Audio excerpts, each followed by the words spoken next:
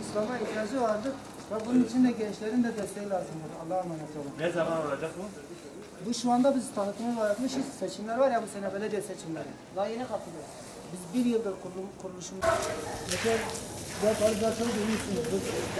Valla İslam üzere bir dağımız vardır. Bunun için çaba gösteriyoruz.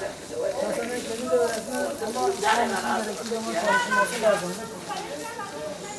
Benim Nurcan abla. Hüdapare em tanıtıma partiya xwedike Hüdapare partiya Müslümana ye menu bekir inşallah Teala biizne xwedê em bikevin belediye seçimiya partiya İslamiye yani çok şükür ve rana çok şükür ki meva partiya İslamiyeti di kurmuş bu.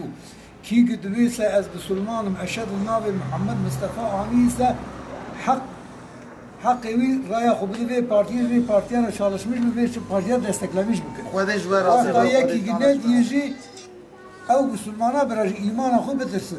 Çünkü içima ev ilo hak nabi xwedê ba'sa Resulullah dike.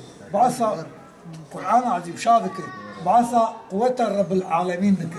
Eğer sen Müslüman ise veya jmera yeterli. em diqayilin biizne xwedê inşallah em wî çalışma xwe bikin wî belediye seçimiya em ya bikin bînê xizmet bikin bînê çatiya İslamê em ji bo wî dişixulin wakî de çaba me tu tiştek tuneyî İslam'ın çaba me hew dawa me dawa xwedê wakî de tiştek tuneyî İslam'ın görevi İslamiyet takip xwedê ji we razı bû xwedê ji we razı bû çalışmış bu ve iman ahvan ne ki iman ahvan halat.